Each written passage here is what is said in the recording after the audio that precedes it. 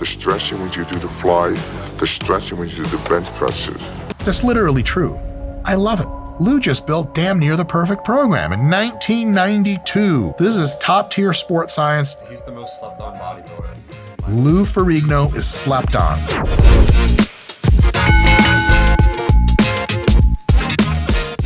Hey folks, Dr. Mike here for RP Strength.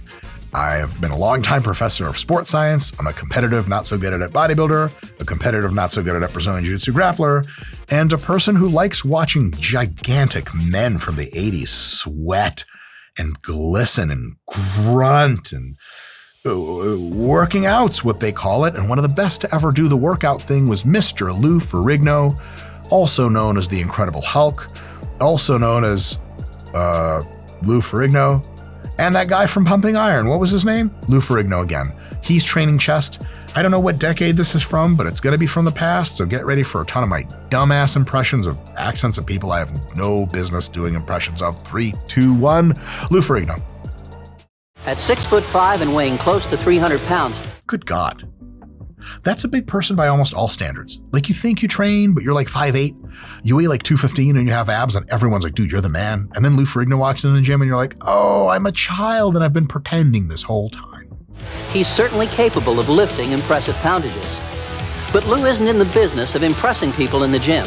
Forget about powerlifting. Let the ego out of your gym. Damn, they got to shit talking real quick. He's like, hey, I'm just going to do my Italian guy impression for Louis. Louis, no offense. Hey, these powerlifters. Get out of here. Hey, my friend Joey, he benched 600 pounds in high school. What did you do? Nothing. Wrong in general by how much you work out in a session. You don't have to prove yourself by have to bench 300 or 400 pounds. You have to feel the complete range of motion. Did he say complete range of motion?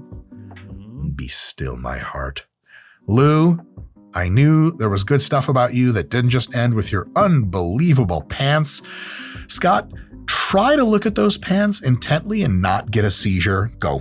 Yeah, it's doing that like optical illusion thing with my eye. Like, how many lines is it? Oh. It's like a lion trying to hunt a zebra and he's like, where the is the zebra? It's got camouflaged. Also, it hides your bulge pretty well. And if I know something about hiding bulges, well, I don't have much to hide. I honestly didn't know where that joke was going. I just have a small cock, you guys. That's it. There's the joke. My whole life. That's true, you can't stand on stage. You can't stand on stage in a bodybuilding show and suddenly say to the judges, I know my chest doesn't look that good, but I can bench press 500 pounds. Facts. The judges at the show actually give precisely 0 FUCKs of anything related to anything. They just see what they see. So guys get really carried away with how strong they're getting at the expense of technique, at expense of feeling the muscle. It just doesn't matter. There's no rationalization. There's no excuse. You either build a physique or you do like what I did and build a not so impressive physique that looks kind of 6 weeks out at all times, even at your best, and you play so poorly in bodybuilding that you make up all sorts of excuses and then quit because you're too pathetic to continue and you cry yourself to sleep every night. Huh? Today, a lot of bodybuilders find it's a lot of weight, and a lot of bodybuilders find it's not enough weight. So that exercise he's doing there is called the press fly. It's like press/fly. It's you typically fly on the way down, and then as you come down, when you're trying to fly up, you bring it in and press it up. He's doing kind of a modified version of that. What that allows you to do is get a really crazy eccentric overload with the weight that you might not be able to fly up for a lot of repetitions. So you can typically do flies with the 40s, right? You get the 45s instead. And maybe for most of the set, you do just traditional flies. When you're getting close to failure, you do the eccentric phase, slow, as if you're going to come up with a fly, but you're done. You can't come up with a fly. Bring them in at the bottom, deep stretch. Now pressing is easy because check this out. You just took the lever arm and cut it in half. Press out, start again on the eccentric version, come down, press out. You can get 5-6 more reps like that and nuke the living shit out of your chest. I would give that a try. It's just, I think it's a good idea. Anyway. I've been training for 30 years. This weight is enough for me. In my early stage of training, I used maybe half the weight. I didn't care because I knew that it was deformable. You want to have a long-term career in bodybuilding, you have to really respect your body, respect the exercises, because if you do, you're going to have a long career. Dude, that is so much facts. At the same time, my brain's having trouble processing this shit. If Lou's actually for real about the fact that he didn't care how much weight he was lifting back in the day because he knew it was all long-term progress and setting up the foundation of your body with good technique to keep going, my God, he is preternaturally intelligent or wise or some combination of the two. Your boy, myself, and I did the same shit you motherfuckers probably did. When I got in that high school weight room, I tried to lift every single weight. Technique, I never heard of her. Range of motion, who? Is that a new student in class? No clue. Just as much weight as possible. And I remember I got a shoulder injury when I was like in the 11th grade. After like a year and a half of lifting, I hurt my shoulder benching. Then I started doing some dips and some dumbbell presses just to kind of get away from bench. My technique improved a little bit, and I kind of learned my first big lesson of just don't be an idiot and rush into super heavy weights. So this ability to let the ego go and do really good technique and lean into those light weights and let your body get stronger, and that was what pushes the weights up instead of your ego. Unbelievable. I can't recommend this enough. You can only watch so many Sam Sulek videos until you learn to do the opposite. I'm kidding, Sam. You're the man. You're still alive and in one piece. My man. Folks, I interrupt this broadcast to bring you terrible recent news. I'm not sure how to say this. A VersaGrip escaped from a cryogenic super maximum security prison and is on the loose in metropolitan Los Angeles right now. Do not go outside if you are anywhere in the Southern California area. If you see a device that looks like a wrist strap but offers you way more friction than a regular strap, can make training your back and legs and shoulders a breeze without ever limiting your grip, do not approach it. Do not try to reason with it. Stay indoors, get under your bed, hide, and pray. And if you want your own VersaGrips, we got a link in the description to buy one, and the code's right here to get yours for some money off. Best of luck, everyone. Back to the program. I gather also that you believe that the third and the fourth sets, where you're over 100 pounds with the dumbbells, should be done just as strictly and just as much under control as the sets in which you're only using 75 pounds. Yeah, the third and fourth sets should be done in the same fashion. But now remember, some days you may not feel as strong. Take 90s. You don't have to take 120 every time. Louis spitting straight fire in this chest workout, fellas. If you're not feeling it, you can reduce the weight. The RP Hypertrophy app will actually reprogram your rep target to go higher so you still get to the same level of performance. You can also just not do as many reps, and the RP Hypertrophy app will tell you you're not doing a good job and next time try harder. But if you're not feeling it, you can take the day off, you can take a light session, you can put heavy metal or gangster rap into your headphones and do what you must, or you can do a little bit less. Guys get really attached egotistically to certain weights. Once I hit the 120-pound dumbbells for flat dumbbell press, which I did with at least full range of motion, but not that I would call it great technique, I benched the 120s for 20. Once I did that, I was like, I'm never physically putting my hands into any dumbbell that's under 120 pounds ever again. And that was really stupid because later I discovered I could do much better technique with the 80s, with the 90s, and I got so much more out of those weights just by taking the ego and throwing it the hell away and doing the right shit. So yeah, absolutely. If you want a long-term career in the shit, you can't try to be a hero every single day at the gym. Scott, this is going a lot differently than our David Goggins video, isn't it? Yeah, Lou actually has wisdom. Wisdom. Your body may say, okay, I want to stick with 90 today, I want to stick with 80. But each set, each rep had to be perfect and be just as good as every other set.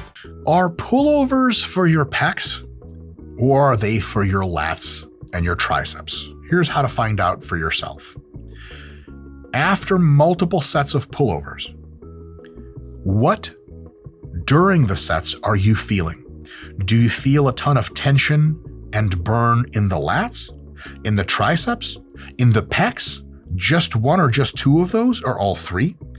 If you feel a ton in your lats, a ton in your triceps, but your pecs aren't really getting a good painful stretch at the bottom and a good burn from high reps all the way through, maybe it's not your pecs. Another way to figure out is at the end of multiple, very, very difficult, close to failure sets of pullovers, what's pumped? Do your triceps feel super pumped? Do your lats feel super pumped? Is it your pecs that are pumped? Is it all three? Is it more one? Is it more the other? Based on what's pumped, that's probably what's getting worked and stimulated and will grow the most from that exercise. And lastly, a day or two later, especially in a workout that heavily relied, especially if it's a new movement for you, the dumbbell pullover, you're going to get sore. Is it your triceps getting sore close to the shoulder here? Is it your lats getting sore all the way up here close to the insertion? Or are your pecs sore, or some combination of all three of those? Based on tension/burn, pump, and soreness, all three variables integrated together, which the RPI Hypertrophy app asks you about and integrates all of those to give you the volume for the rest of the week, you can tell, is this an exercise that's really good for my pecs, for my triceps, or for my lats? And it could honestly be all three, but for many people, it's usually one or two of those and not much of the other. Most people don't get a ton of chest stimulus from pullovers, but some people, based on their architecture, based on how they're flaring, and so on and so forth, actually get a really, really great chest stimulus. Does it expand your rib cage? No, that's probably all total nonsense and just anatomically impossible. Can it be an amazing lat exercise? You bet. Long head of the triceps, especially proximal? Oh yeah. Can it be a good chest exercise? If it gets your pecs really, really tense at that bottom position, huge burn for high reps. If it gets you a big pec pump, if it gets your pecs sore, yeah, hell yeah, it's a great chest exercise. If it's kind of none of those things, it's probably not a good chest exercise. You just better do some other movement like flies or presses or anything else you like to do. The temptation is always there to bounce the bar on your chest, to arch your back to get a stronger angle, and use other methods designed to lift the weight rather than train the muscle. Bouncing is dumb, that's for sure a bad idea. Arching your back to get a better angle actually exposes your pecs and the majority of their muscle fibers to two things. One, probably an incrementally safer position for the shoulders, especially if you arch and retract. Powerlifters don't usually hurt their shoulders. People who bench press a lot, like football players, but do it with a flat back, typically hurt their shoulders a lot more.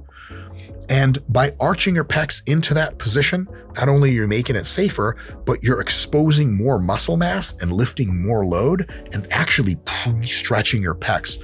So arching your back is totally cool as long as you do it in a way that exposes the pecs more. If by arching your back, you're shortening the range of motion substantially in a way that doesn't feel like it stimulates your pecs more, but allows you to lift more weight, you're a power lifter now. Congratulations. You're not doing hypertrophy training anymore, but a little bit of an arch and retraction, it's probably a really good thing for chest training, and I would absolutely try it. The mistake was when I was very young, when I would do chest, I would concentrate on doing heavy bench pressing. Pause. Louis is touching the bar high up on his chest.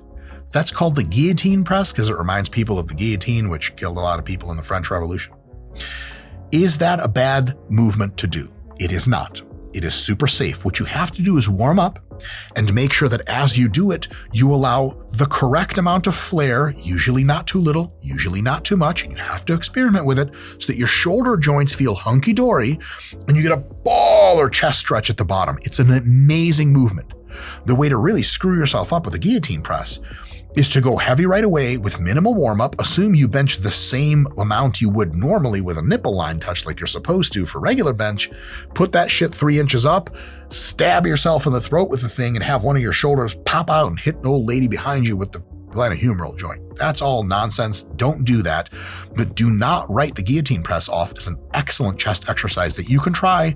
Just make sure to ease into it, slow and controlled, full pause, make sure your shoulders find a position over multiple warm-up sets where they feel nice. And then I would generally keep the reps in the 10 or 12 and higher, maybe 10 to 12 to 20 reps per set range, not going super heavy in that kind of little bit precarious position. And it's a golden exercise. So I know some people are going to see this video and be like, oh, he's doing bench press wrong. He's doing it super, super well, and you should give it a shot. Folks, there is still more video to come, but if you want extra raw, uncut, mostly edited. We have a member section and tons of other cool stuff in there. Give that a click. Subscribe to our membership. It's a little bit more money, but a ton more value. Enough. Mike, you have enough money. Shut up. Get us back to the real video. 3, 2, 1, back to video. Over the years, I've realized that stretching is the most important thing when it comes to chest training. It's not really just stretching muscle. It's the stretching in between sets, the stretching when you do the flies, the stretching when you do the bench presses. Well, lengthened tension and stretch-mediated hypertrophy have been confirmed by research, so I straight up think low-key Lou is like the smartest guy to ever do the bodybuilding game at this point. Unreal. That really is a significant factor in enhancing the development of the overall pectoral training. That's literally true. I love it. He prefers to train on a 4-day on, 1-day off split. The first day I would be doing back. The second day I'm training chest. The third day would be leg. The fourth would be shoulders and arm. Yo. Here's what's cool about this program. He hits back on day 1 and then again on day 6. Back the size of Louis, this is an excellent training frequency, check.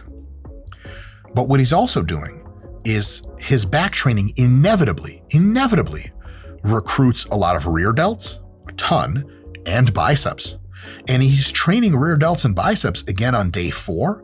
And remember, those heal pretty quick, so they'll be mostly healed by the time he does his next back workout. So those smaller muscles, rear delts and biceps, are getting hit functionally twice a week, and back, or twice in a 5-day period, and back once, amazing. Chest will always train a ton of front delts and will always train a ton of triceps. And guess what? Shoulders and arms, get the front delt again, side delts, of course, and triceps with the arms. So now in that 5-day cycle, in total, he's training triceps twice, chest once. It works really well. Bigger muscles that take longer to recover, like chest, typically you don't train them as high frequency as triceps. This is a big check. Legs once every 5 days is totally great. So this is super. And because legs really beats the shit out of you, you have to do probably some easier workout the day after and take a break altogether the day after that. Shoulders and arms after legs, anybody can do. The reverse might not be the case because then legs would just cook your ass. He takes the day off. He's back at it. Scott, Lou just built damn near the perfect program in 1992. Asynchronous split. Async split. This is top tier sports science. Holy shit. The only thing I'd have to say if I was real nitpicky is somewhere like around that chest day, if he put in some extra side delt work, side delts would be crushed twice in that cycle. And we're really getting close to damn near the perfect plan for somebody's Lou's size. So I don't even know what to say. I had no idea starting this video that I was just going to be overly agreeing with everything. Be more like Lou Ferrigno, I guess, is really the lesson here.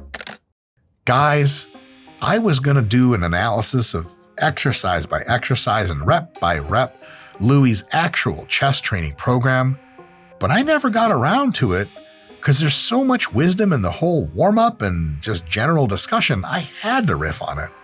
Folks, Lou Ferrigno, every single thing he said is so on the money.